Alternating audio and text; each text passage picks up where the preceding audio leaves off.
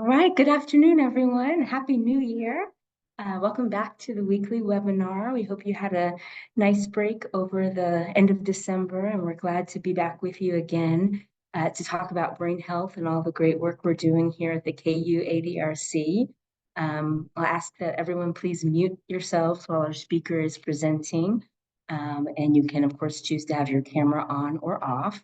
We are recording, so this recording will be available to rewatch, or if you think someone you know might be interested in seeing it, you can share the link with them, and it will be on our website as well as in our weekly My Alliance newsletter.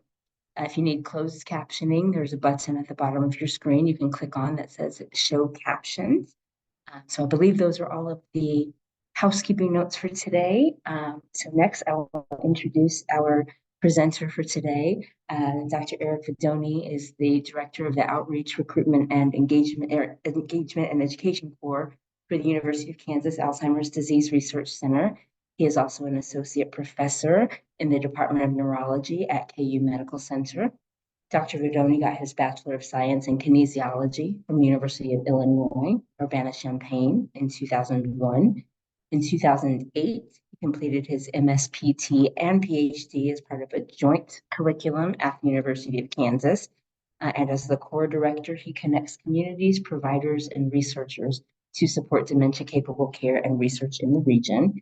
And Dr. Vidoni's personal research is in community-based exercise benefits for the brain, which I know is a really hot topic.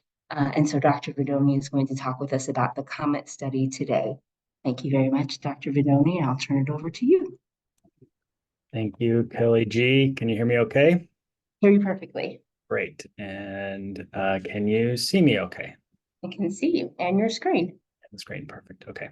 So I'm going to minimize that, and I won't see much about the chat. So just feel free to write questions in, and I'm sure Kelly will holler out, and we can answer any questions. So I know I do a terrible job of titling these things. There's not a ton to talk about with the COMET study because it's still ongoing, and I've talked about what it is in the past. I will talk a little bit about that, but I thought people might be interested in what we currently know right now regarding exercise from different clinical trials. And I'll take a little history both of what we've done here at KU and how we kind of lead the nation in it, actually. But also look at some other big studies that have come out about exercise and how it may or may not help the brain. And for those of you who are tuning in because you missed my talk at the breakfast, I apologize. I had to run and take care of a family matter. And so I apologize for missing giving this talk at the breakfast, but I'm happy to be able to have a little more time actually to talk about what we know right now about exercise for the brain. So I'll just go from here if I can get this to work. There we go. I don't have too much to disclose that I think would be particularly impactful or bias me in any major way. I make zero money out of this patent, and I have a couple of funding sources, but really those don't really, I don't think bias me in any way and about what I'm about to say. The other thing is that, you might hear a little bit of a mixed picture from me in terms of exercise for brain, but I wanted to make sure we start out by saying how beneficial exercise is. We know tremendous benefits of exercise. I have a colleague who says everybody who has a heart should be exercising in some way. And we just know how good it is to be physically active, no matter what age you are. But over here, I really liked this flyer from the Centers for Disease Control. I think it does a nice job of just emphasizing how much exercise benefits us across the body. Certainly, most people know the benefits for the heart, both in terms of heart strength and health, but also in terms of your blood pressure, which is a risk factor for dementia. It is very, very good for your mental health, both in terms of helping people manage anxiety and depression and grief. It's great for cancer prevention, especially gut cancers and bowel cancers and cancers like that. Just generally making you feel stronger and better and more capable of being independent in your daily life and being resilient if something were to happen, whether that be an illness or a fall, things like that. Really, exercise is truly, truly beneficial across the body. And so because of all those benefits, we've been doing exercise-related studies since Dr. Jeff Burns got here in 2004 and then got a grant we called the Brain Aging Project. I don't know if anybody here on the call was in the Brain Aging Project at the time, but we were measuring people's fitness levels, their ability of their heart, lungs, and muscles to do work, and then looking at how the brain responded to that. And there's some very good evidence that people who are more fit, more healthy, have more robust brain health. And actually, I think Dr. Burns was highlighted on CNN for some of that work back way back when I had just started with him. Dr. Burns parlayed that into a couple of three clinical trials that we led here. The trial for exercise on aging and memory, trial of exercise for aging and memory was the TEAM study. Maybe some of you were in that. Was one of the first to look at whether or not we saw different levels of exercise, different amounts of exercise benefiting the brain differently. So you might expect what we call a dose response of a medication or an exercise, where any is good, but more might be better. And that's common with medications, that you find the right dose, and escalating the dose sometimes has better benefits, and then maybe there's a point at which it's no longer beneficial or even harmful. Dr. Burns also got a study we called ADEPT, and that was for people who were in the early stages of Alzheimer's disease doing exercise at their community gyms. And then the APEX trial, or the Alzheimer's Prevention Through Exercise trial, was one of our last ones that we just did solely on our own until COMET, which I'll talk about later. And this was really looking at people who were healthy in their memory and thinking, but we're starting to have the signs in their brain of the Alzheimer's pathology, like amyloid plaques and tangles. Now, not everybody in those studies had amyloid, but high levels of amyloid. But that was sort of the idea: was, does exercise help us remove some of that amyloid? And so that concluded in 2019. We've since had studies where we try to help physicians prescribe exercise for their patients here in the region, and that we called that LEAP.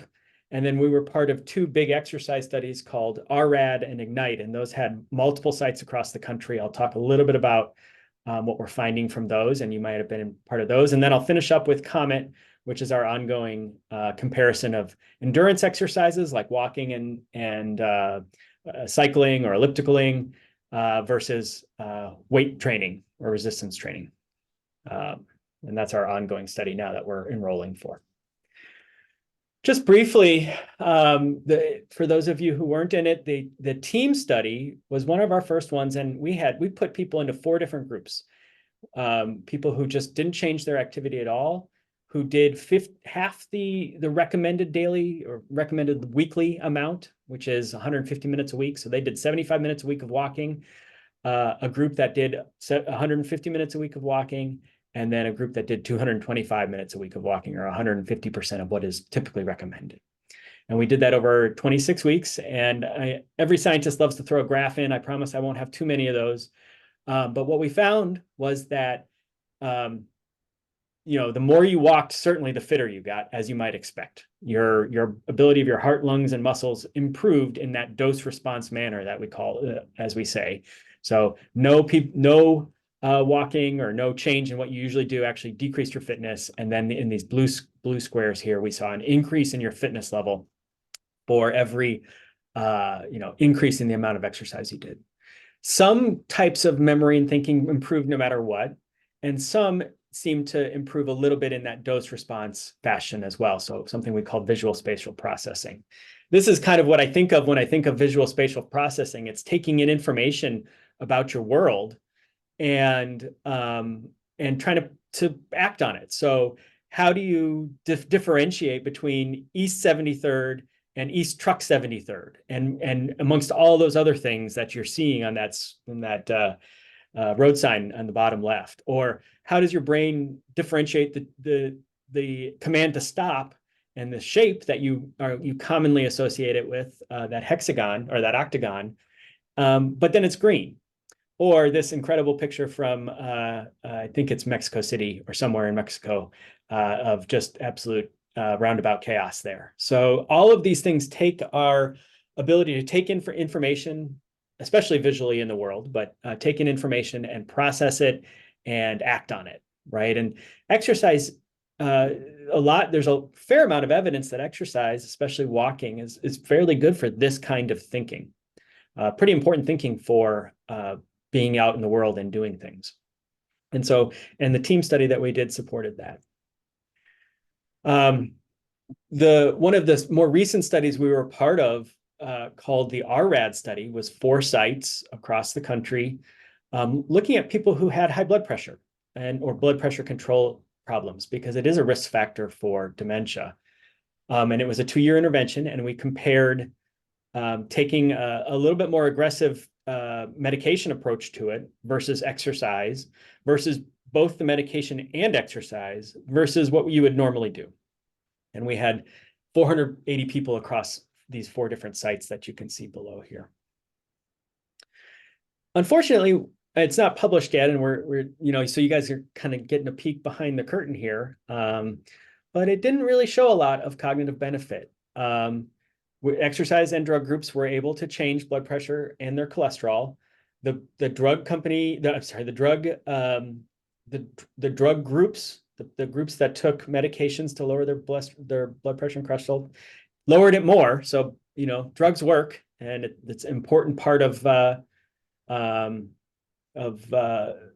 your blood pressure control and cholesterol control. But exercise also helped. And as we talked about before, exercise has some wonderful additional benefits. We did not see any effect on memory or thinking in any group in this particular case. So the exercise group didn't improve their memory or thinking. The drug group did not. The group that did both did not. So everybody looked about the same. And we're preparing that for publication right now.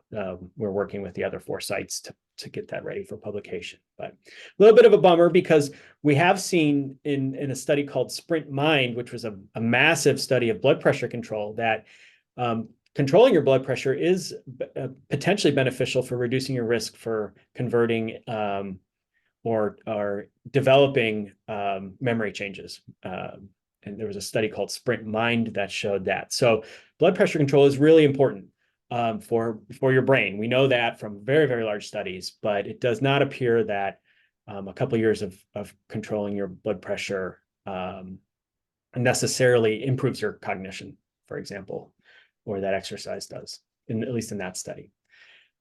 Some of you on the call might have participated in the study called Ignite.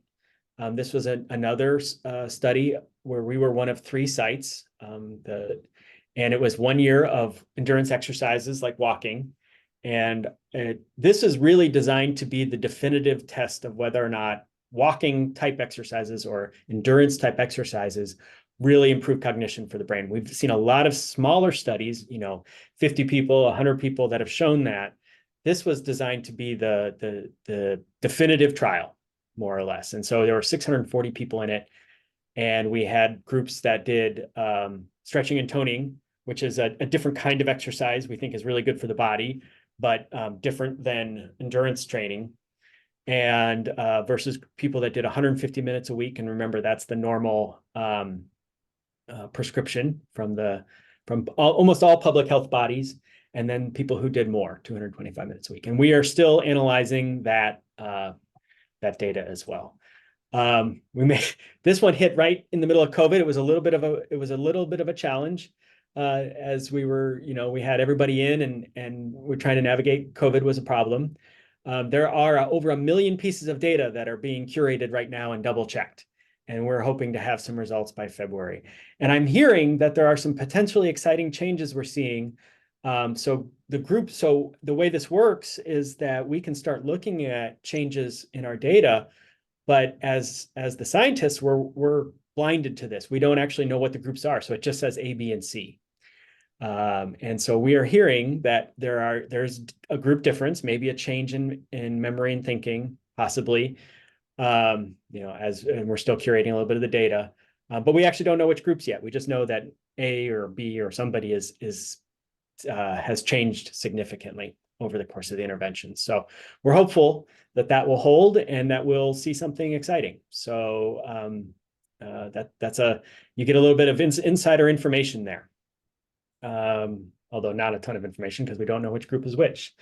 If you participated in Ignite, I'm hopeful that you already got a newsletter recently, and we will be sending more of those because we're going to be starting up a study called Flame, which is a follow-up to Ignite. And we hope that you'll participate in that so we can see if changes persist over time. Or maybe we didn't see them initially, but then they show up a few years after you finished exercise. So we're excited to get Flame going.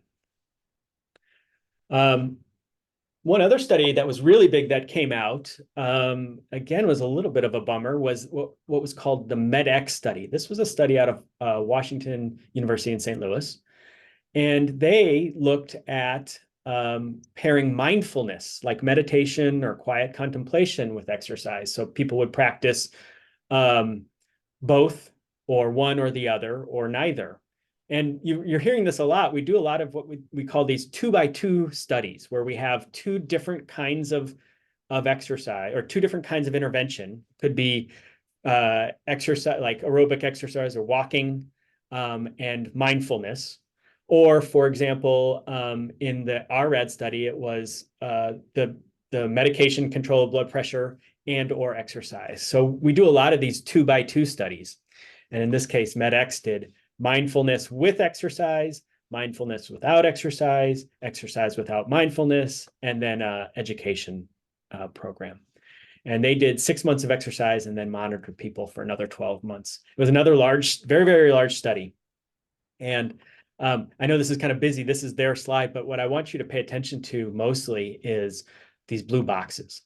So it was a big study, mostly women, and I'm going to call out the men here because we're having the same challenge in COMET. I'm not sure what's happened, but since COVID, I cannot get men to participate in these studies. And I'm making a personal appeal and a personal challenge to any men on the call to start thinking about engaging with science, and us doing our share and our part to participate. Because I didn't used to have these problems in studies, and I've lost all the men. I don't know where they all went. The other thing I wanted you to bring your attention to, this is a little complicated, but the idea here is that these are changes over time, and this is the mindfulness, and this is the exercise, and we see these trends towards possibly more benefit with exercise on memory, and that this is kind of similar to that visual spatial processing, or this is decision making, sort of executive functioning. So we see some benefit. These numbers are bigger than these. The people who exercise got a little bit of benefit, but they weren't really significant. They weren't reliably, big enough to say, hey, this is a real change that we can attribute to exercise. And in fact, there might be a little bit of evidence that for memory, that mindfulness was somehow, interacted with that's probably just an artifact. So again, this can just all be a little bit of uncertainty. We need to see bigger numbers before we can be convinced. So this was a big study that didn't show very much impact on memory or thinking. And that was a little bit of a bummer when that came out in the field. So we're still very, very hopeful for Ignite, because that would be a very big study that would show some benefit. But we can move beyond just that walking exercise, right? There's other kinds of exercise. There's yoga and stretching and other things like that are important, including weightlifting. And I think a lot of people think about resistance training or weightlifting when they think about exercise. And we know that's really, really good for older adults. And this was a study called Brain Power in Canada, where they had 155 women do some weight training over time, and they found a little bit of improvement, and that was very good. And it was especially in this idea of how do you take in your information and resolve conflicts. So that this Brain Power study was a positive for thinking about exercise in a different way and using different kinds of exercise, and how do we deal with that. And I tried this very early on, several years ago. We tried the Tortilla study, where we had about 15 people come in and do weightlifting.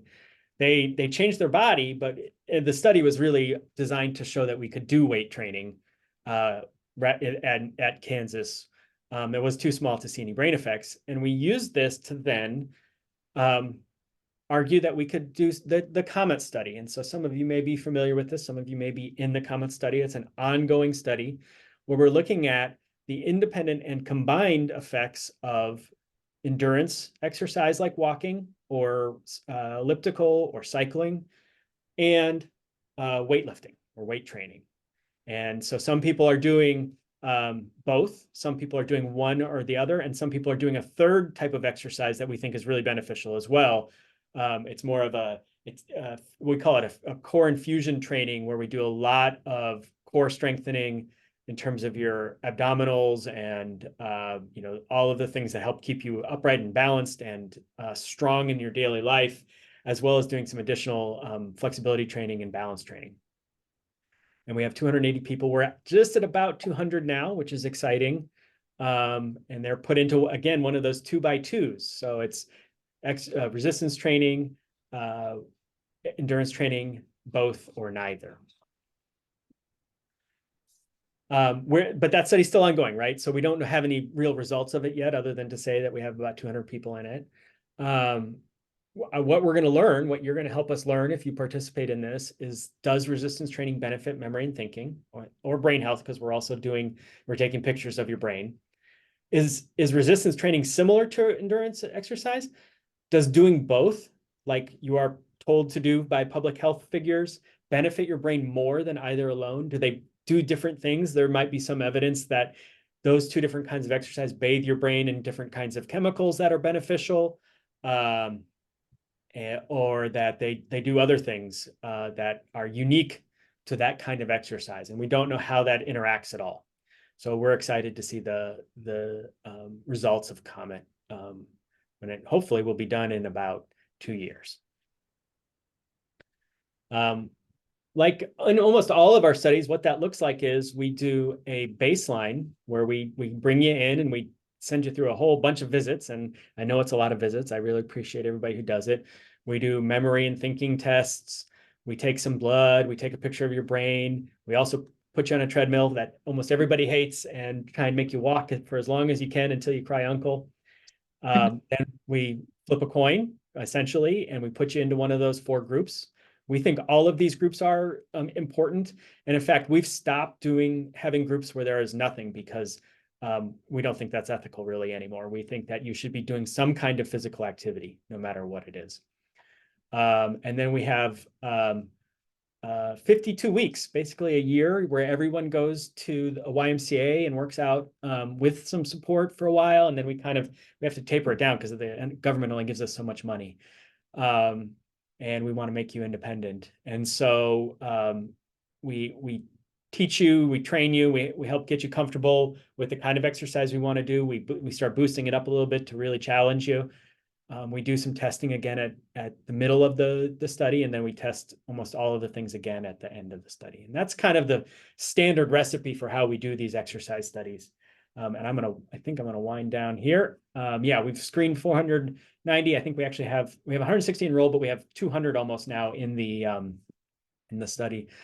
People have completed almost 15,000 hours of exercise, which is amazing. And again, I'm going to make that challenge to men to help us step up and volunteer, and let's do our part. So I have just a little time for questions, and I'd be happy to answer a couple of those. And then I have a hard stop. I got to run to another meeting with the National Institutes of Health, so I apologize.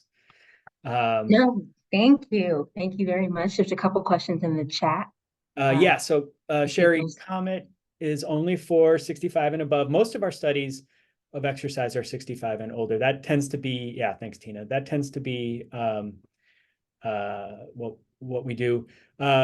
Renee, I mean, if people want to jog, they can. Most of our participants don't love to jog, but we basically, what we do is we prescribe exercise based on your capacity. So if someone's coming in able to, and that's what they need to do to do the intensity level that we ask of people, then they can jog.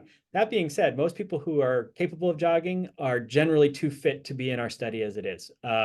We do exclude people who are real hardcore exercisers, and I don't want to have anybody shy away from asking us, because 95% of the people who are out there will qualify, but there are a few who are real hardcore exercisers that might not make it. So Ed, you're, as an active cyclist who does strength and exercising, I appreciate that you support my conclusions, and it sounds like you would not be a qualified. Alpha, near infrared light. You know, I don't know anything about near infrared light. I know that there was a recent article, just today, actually, people are really interested in ultrasound and using ultrasound to prepare the brain for additional therapies. That's obviously very different than near infrared light, and I'm sorry, I can't really help you know, in terms of that. And I've not heard of that as well. I have heard of ultrasound. Well, Dunla, if you're doing all 4 of these types of exercise already, you would likely not qualify for this study. Yeah. This is something that does happen. People who are already exercising and believe in exercise get excited to be in exercise studies, but they're already doing it. And you're right, we do not want you to stop doing what you're doing, because that is way more important than contributing to science. We are excited, though, about people who maybe are on the cusp, just need to get a little bit of a push to start exercising. And some people who are exercising maybe are exercising at a relatively light level and would still qualify. There's a lot of people out there who do that, who walk their dog every day, and that's their exercise, which is wonderful. But most of the time, those people still qualify. So, all right, I have to run. I think that's all the questions. I really appreciate your guys' time. Tina and Kelly will take it from here. If you know, you or any men, especially, you know, want to participate. So thank you all. And I'm sorry again that I missed the breakfast, but we'll get together soon. Thank you. Thank you very much, Dr. Vidoni. And I think we can all agree that having even more information than we would have had time for at the breakfast, plus those of you who couldn't attend the breakfast, got a real gift in hearing about the update today. So thank you all for being here. I put up on the screen some information for those of you who think you might qualify for the study, or if you know someone, especially a few good men, you can call the number on the slide that's currently on your screen and press 1 for research. You can, if you have the capability, use your smartphone to scan the QR code to fill out a form online that would come to us. And either way, we'll capture your information and let you know if the COMET study and you are a good fit. Good news is we have other studies too. If you're already too active, we might be able to slot you into some other study that is looking at your wonderful brain and your activity. We also have some upcoming studies about avocados and hot tubs and all kinds of fascinating things. And we will be bringing you information about those and more on our weekly webinars this year. We're really excited to share those opportunities. So stay tuned. Speaking of upcoming webinars, next week, our topic is your brain on stress, regulating stress for better brain health. And this feels a bit timely, as this is the season of the year when everybody's trying to improve something. And many of you may have made resolutions about reducing your stress. And I think certainly all year long, we're always thinking about brain health. So our friend Rosie Pasqualini from the LEAP program is going to bring us some great information on how to do exactly that, how to regulate your stress for better brain health. So that will be next Thursday, the 18th already of January, same time, same place, 2:00 on Thursday afternoon. We'll have some more information in our My Alliance newsletter on Monday, as well as on our website. So stay tuned for that. Thank you for all your great questions and for sharing your time today. And I will get this recording up as soon as I can. So if you want to review it or share it with someone else. And with that, I think we'll stop for the day. Thank you so much, everyone, for being here. Have a great weekend. And those of you in the snow path, stay safe and warm. Those of you under some sun, send it to us. Thank you very much, everyone, and take care. Bye-bye.